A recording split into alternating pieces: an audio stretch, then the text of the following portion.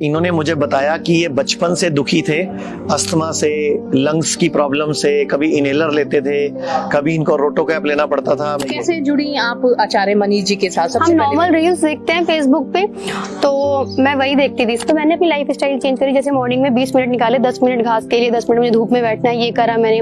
3 महीने मैंने DIB diet follow करा। उसके बाद मैंने हमिंग करना स्टार्ट करा। स्टार्टिंग में मुझे 3 या 4 दिन मेरा पफ छूटा, जिसकी वजह से मैं मैंने कहा अरे आज पहली बार हुआ लाइफ में कि मैंने 3-4 दिन तक पफ नहीं लिया। पहले आप ये बताओ, आपको कितने साल से ये मुझे बचपन से था। मम्मी बता रही थी कि जब मैं 6 महीने की थी तो मेरा निमोनिया बिगड़ गया था। निमोनिया बिगड़ जाने की वजह से डॉक्टर ने बोला अभी तो इनको पूरी लाइफ ही पफ लेना पड़ेगा। आयुर्वेद के नाम से ही जाने जाते हैं आचार्य मनीष जी और लाखों लोगों की जिंदगी को बदला है। आचार्य जी क्या कहेंगे? एक बिटिया भी साथ में है आपके, है ना? जी नमस्कार, मैं इनसे कल ही मिला हूँ पहली बार जी। और इन्होंने मुझे बताया कि ये बचपन से दुखी थे, अस्थमा से, लंग्स की प्रॉब्लम से, कभी इनहेलर लेते थे, कभी इनको रोटोकैप लेना पड़ता था। मैं चाहूंगा यही बताएं और कैसे इन्होंने घर पे ही जो मेरी एक वीडियो देखी, खाने पीने का तरीका चेंज किया, थोड़ी सी प्राणायाम किया, हमिंग किया, जो भ्रामरी प्राणायाम किया और उससे घर पे ही इन्होंने अपना अस्थमा का पफ छोड़ दिया। तो मैं चाहूंगा आप इनसे ही पूछे, ज्यादा बेटर रहेगा, ताकि और लोग भी जो आयुर्वेद के तरीके अपनाकर घर पर ही स्वस्थ हो सकें। जी देखिए, वो भी हमारे साथ हैं जो जिनको अस्थमा था एक लंबे टाइम से और सिर्फ वीडियोस देखी इन्होंने। और खाली अस्थमा नहीं था, इनको इनहेलर चलता था, पफ चलते थे, कई तरह के इंजेक्शन भी लगते थे, इंजेक्शन कभी-कभी लगते थे, मौसम हर चेंज मौसम होता था। बदलने पे इसकी हालत खराब हो जाती थी, कई पंगे थे। और घर पे ही इन्होंने धूप लेके, नंगे पांव घास पे घूम के, प्राणायाम करके और ये भ्रामरी प्राणायाम करके अपने आप को ठीक किया। जी अच्छा, कैसे जुड़ी आप आचार्य मनीष जी के साथ? हम नॉर्मल रील्स देखते हैं फेसबुक पे, तो मैं वही देखती थी। सर को मैं कम से कम लास्ट 6 महीने से फॉलो कर रही थी, सर की रील्स वगैरह देखती थी। तो धीरे धीरे सर के लाइव सेशन भी देखने लगी, क्योंकि सर की जितनी ज्यादा वीडियो देखो ना, आपको किसी न किसी वीडियो में कुछ ऐसा मिलता था जो आपको पहले नहीं पता था कि लाइफ स्टाइल में आपको वो चेंज करना है। जैसे मुझे बिल्कुल नहीं पता था घास इतनी इंपॉर्टेंट है कि इसमें इलेक्ट्रॉन्स मिलेंगे हमें। तो मैंने अपनी लाइफ स्टाइल चेंज करी। जैसे मॉर्निंग में 20 मिनट निकाले, 10 मिनट घास के लिए, 10 मिनट मुझे धूप में बैठना है, ये करा मैंने। 3 महीने मैंने DIB डाइट फॉलो करा।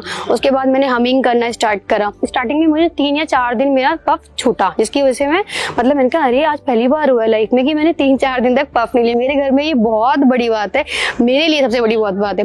क्यों? क्योंकि अभी से इसी उम्र में मैं कहीं जाती थी ना, आपको पता है मैं विदाउट पफ में जा ही नहीं सकती थी। अस्थालीन का पफ शादी तक में। क्यों? कभी एकदम से हुआ ना कि थोड़ी बारिश आ रही है, उसके बाद थोड़ी घमस सी हो गई, तो मुझे प्रॉब्लम शुरू हो जाती थी।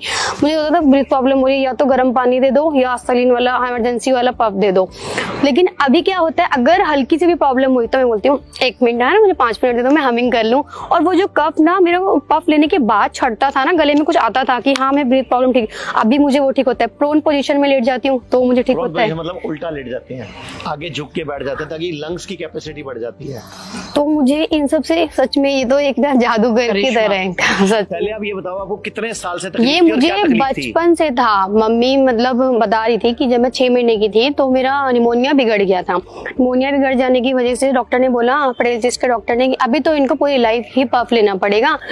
तो ठीक है, कुछ टाइम बाद छूट जाएगा। 13 साल की उम्र में बोला छूट जाएगा, 13 साल में नहीं छूटा। फिर उन्होंने बोला 15 साल में छूटेगा। नहीं, चीजें एड ऑन होती गई। जैसे बुद्धा मेट पफ के साथ मेरा अस्थालीन जुड़ गया, रायनाज्मा जुड़ गया, मतलब गोलियां, MRI, अब ये सब स्टार्ट हो चुका था। लेकिन कहीं पे स्टॉपेज नहीं लग रहा था कि अब तो दवाइयों पे मेरे स्टॉपेज लगे। शादी हुई, बेबी हुआ, तब भी पफ जिंदगी में सर आपको जब जिस टाइम मेरा C-सेक्शन चल रहा था, वहाँ पे ना बहुत ज्यादा टेम्परेचर को माइनस कर दिया जाता है C-सेक्शन में, कि ठंड में ही करना है ऑपरेशन, क्योंकि उसमें सिजेरियन इंजेक्शन जो दिया जाता है उसमें मेरे को इतना टिपिकल, मतलब अगर आप मुझे पहले मिले होते ना तो उस टाइम में मुझे पफ की जरूरत नहीं पड़ती। क्यों? क्योंकि आपकी वीडियोस देख के हमने घर पे ठीक कर लिया होता। मेरा ऑपरेशन के टाइम पे डर पे डर मेरे को पैदा किया जा रहा था, जबकि ऐसा कुछ नहीं था। ये इतना ईजी है, ये मैंने नहीं सोचा था कि अस्थमा। अच्छा, क्या कहेंगे आप आचार्य मनीष जी के लिए? क्योंकि मैंने भी अक्सर वीडियो देखी है और अभी रिसेंट में 6 महीने से ज्यादा देख रही हूँ, और जब हम स्क्रॉल करते हैं तो सिर्फ आपको पता है, मैं एक बहुत छोटा सा एग्जाम्पल दूं। जब मेरा अस्थमा ठीक हुआ ना, तो एक होता है नहीं मेरी ना अभी घर में जो प्रॉब्लम्स होती है ना, हम बोलते हैं अरे हिम्स है ना, कसम से, मतलब अब हम एलोपैथी नहीं सोचते। मैं बोलती हूँ अब मतलब भाई को, मेरे हस्बैंड किसी को, अच्छा हिम्स है ना तुम वहाँ पे दिखाओ, अभी टीथ के रिगार्डिंग मुझे पता है तुम हिम्स में जाओ, मेरठ में जाओ, क्योंकि नियरेस्ट हमारे दिल्ली में यही पड़ेगा, तुम यहाँ जाओ, ठीक है। अभी मेरा ब्रेस्ट ट्यूमर का चल रहा है, जिसमें सर की टीम जो है वो मुझे मतलब उन्होंने बताया कि कैंप में आ जाओ, तो जैसे ये ठीक हो जाएगा मैं आपको उसका भी फीडबैक दूंगी, और होप सो वो जल्दी ही ठीक हो जाएगा। क्योंकि जब अस्थमा नहीं रहा, जोगी बोलते हैं आपको मरने तक पफ लेना है, मुझे तो पटेल टेस्ट में यही बोला गया था कि ना पफ हटता नहीं है। जबकि आपको पता है मैं बहुत प्रोफेसर लोगों से भी मिली थी वहाँ पे, जो होते हैं जिनकी टीम 5 6 12 डॉक्टर्स थे उनकी टीम में, उन्होंने बोला नहीं नहीं ये पफ हटता नहीं है बेटा, ये तो जिंदगी के साथ ही चलेगा। उसके बाद सिलेंडर और लग जाता मेरे साथ। मैंने अपने हस्बैंड को बोला था कि ना जब मैं सिलेंडर वाली एज में आ जाऊँ ना, मैं जिंदा नहीं रहना चाहती कसम से। कल ये एक पेशेंट से मिलवाया इनको, जिनको 24 घंटे ऑक्सीजन के साथ रहना। हाँ आज मॉर्निंग मैंने इनको भी मिलवाया उनसे, हाँ। ताकि ये उनको मोटिवेट कर सके। वैसे उनको 5 दिन हो गए यहाँ पे, उनको 19-21 फर्क पड़ना शुरू हो गया, लेकिन मैंने जानबूझ के इनसे मैडम से मिलवाया ताकि ये उनको मोटिवेट करे, क्योंकि जिसको जो प्रॉब्लम होती है, हाँ तो उनको लंग फाइब्रोसिस है, उनके लंग्स। इनको मैंने एक और पेशेंट से मिलवाया, अभी आप भी मिले हो, जिनको 62 कीमो लग चुके हैं जी। तो इसको मैंने उनसे भी मिलवाया, 62 कीमो मिल चुके हैं, ताकि ये लोग मार्केट में एक मैसेंजर बने आयुर्वेद। क्योंकि हम भी तो कोई वीडियो देख के आए हैं ना कि कोई ठीक हुआ। मैं तो सर की ये वाली वीडियो देख कर आई हूँ जिसमें बोला ना गांठ ठीक होती, मैंने कहा मैं भी वहाँ जाऊंगी, जब मेरा अस्थमा ठीक हो सकता है तो ये चीजें भी सही हो सकती हैं। पूरा बताओ, आपको यूट्रस में कितने mm की गांठ थी? फर्स्ट वीक मुझे 7 mm की थी, तो मैंने ध्यान नहीं दिया। जब पेन ज्यादा स्टार्ट हुई तो मैंने सेकंड वीक चेक कराया 39 mm की। तब मुझे डॉक्टरों ने बोल दिया था कि आप इसकी बायोप्सी करवाओ। बहुत ज्यादा स्वेलिंग थी, बहुत पेन थी मेरे, बहुत ज्यादा सीवियर वाली पेन थी। वहां जाके मेरा सारा खत्म हो गया। 3 दिन थकी रहती थी, सोई रहती थी, और मेरा BP 35 पे रहता था। 35 39 वेरी लो। अब कुछ नहीं है, जैसे मैं धूप चढ़ी हुई बैठी हूँ, मैं नहीं बैठ सकती थी, अब मैं फुल एनर्जेटिक हूँ। मेरे को विश्वास था, मैं 3 दिन में ठीक होके आई हूँ। वहाँ लग रहा था कि अंदर से बाल्टी निकल रही है कुछ। और उसी दिन वो पूरा कचरा निकल गया। कितने बजे निकला? सुबह 5 बजे। सुबह 5 बजे वो पूरा का पूरा जो मांस का लोथड़ा था बाहर, वो पूरा का पूरा सारा कचरा वजाइना के रास्ते से बाहर आ गया। तो मैंने मेमोग्राफी करवाई, तो उसमें उन्होंने रिपोर्ट में बताया कि ये कैंसर की गांठ है। आज मेरे को 8वां दिन है, 8 दिन से मेरा ट्रीटमेंट चल रहा है और आज मेरी गांठ बिल्कुल खत्म है। क्या बताओ, पैसा बचा, शरीर कटने से बचा, वरना डॉक्टर ने क्या करना, ब्रेस्ट रिमूव कर देता, काट देता, और फिर कीमो करता, सर्जरी करता, 15 20 25 लाख का बिल बन जाता, बीपी को कंडम कर देता, और जिन कैंसर का भूत बना के इनके पैसे भी लगे थे। मेरा मकसद है भारत स्वस्थ रहे। राजीव दीक्षित जी का जो सपना था ना कि भारत स्वदेशी से ही आत्मनिर्भर। और ऐसा नहीं है सर, मतलब इतनी सारी चीजें ठीक करते जा रहे हैं ना कि ट्रस्टवर्दी हॉस्पिटल ही बनता जा रहा है। मैंने खुद भी सर आपकी सबसे ज्यादा वीडियो देखी डायलिसिस, जिसमें लोगों की हो रही थी रूटीन में, और फिर यहाँ आने के बाद 15 दिन भी नहीं बीत रहे थे, तब भी उनकी एक थेरेपी भी यहाँ नहीं हुई। प्रॉब्लम ये है, लोग विश्वास नहीं करते। लोग विश्वास करें तो फिर आयुर्वेद चमत्कार है, आयुर्वेद स्वयं भगवान है, धन्वंतरी भगवान ही तो है, लेकिन लोग विश्वास करें तो। और आयुर्वेद में भी ना सही लोग बहुत जरूरी है होने।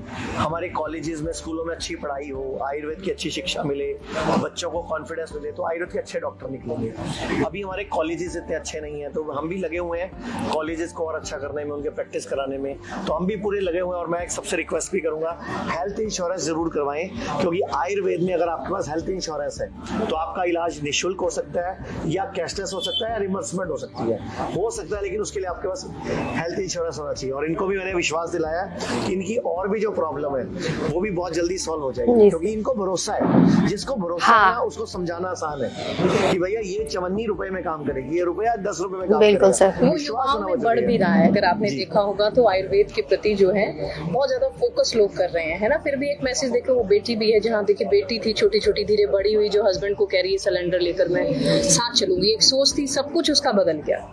मैंने आज इनको भी सिखाया मुलेठी, आप सबको भी बोलना चाहूंगा, मुलेठी और छोटी इलायची।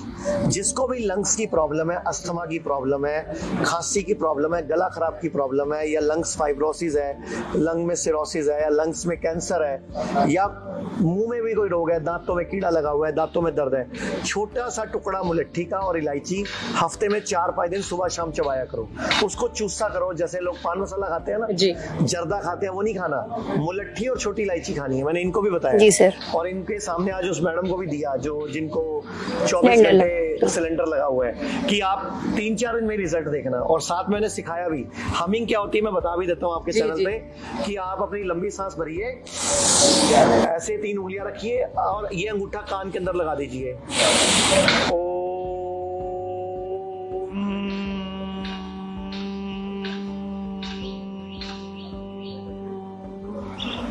मतलब अपनी ये साउंड अपनी ब्रेन में, अपने गले में, अपने लंग्स में कैपेसिटी बढ़ाती है। इसको बोलते हैं भ्रामरी प्राणायाम। और ये तो ये भी नहीं कर रही थी, ये तो खाली हाँ, मैं तो सिर्फ ये तो इसने पूरा भी नहीं किया। हाँ, इसने तो खाली करके लंग्स की एक वाइब्रेशन सी होती है जब हम बंद कर देते हैं ना, जैसे मैंने करा जितनी देर तक मैं कर सकती हूँ, मैंने आपके वीडियोस में देखा जितनी देर तक आप ओम को अंदर ही अंदर बोल सकते हो बिना आवाज के, वो करा मैंने तो सच में। वाइब्रेशन क्रिएट हुई स्पाइन के अंदर, लंग्स की कैपेसिटी बढ़ी और उससे बिटिया ठीक हो गई। जी बिल्कुल, देखिए ये थे हमारे साथ आचार्य मनीष जी, जो देखिए आयुर्वेद में अपने आप में एक चमत्कार साबित हो रहा है। देखिए एक छोटी बच्ची भी यहाँ पर थी जो देखिए बचपन से भी हम कह सकते हैं कि उसको बीमारी थी और उसको देखिए एक करिश्मे के रूप में ठीक कर दिया आचार्य मनीष जी से। और देखिए युवाओं से भी कह रहे हैं कि विश्वास रखिए आयुर्वेद पर, आयुर्वेद में हर इलाज संभव होता हुआ। पूरे भारत में हमारे 58 से अधिक हॉस्पिटल्स, 60 से अधिक क्लिनिक व डे केयर सेंटर्स हैं। पूरे भारत में 900 से अधिक आयुर्वेदिक, एलोपैथिक, होम्योपैथिक व नेचुरोपैथी डॉक्टर्स हमारे साथ जुड़े हुए हैं। भारत के हर बड़े शहर में हमारे आयुर्वेदिक हॉस्पिटल्स हैं। इनमें से मुख्य हॉस्पिटल मेरठ, दिल्ली NCR, मुंबई, लखनऊ, डेराबसी, पंचकुला और कुरुक्षेत्र में हैं। यहाँ पर kidney fail, liver fail, cancer, heart problem, जोड़ों के दर्द, diabetes, BP, sugar, piles, fissure व फिस्टुला और अन्य बड़ी से बड़ी बीमारियों को रिवर्स किया व सिखाया जाता है। अगर आप वीडियो में कही गई बात से सहमत हैं तो Y टाइप करें, सहमत नहीं है तो N टाइप करें।